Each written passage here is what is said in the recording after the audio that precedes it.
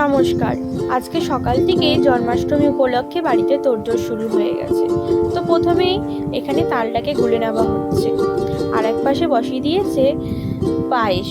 এখানে পায়েসটা রেডি হচ্ছে, আর এই তালের বড়ার জন্য প্রিপারেশন শুরু হয়ে গেছে এখানে।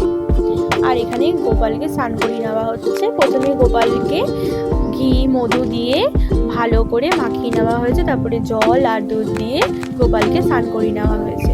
তারপরে গোপালকে খুব সুন্দর করে সাজিয়ে গুজিয়ে নেওয়া হয়েছে।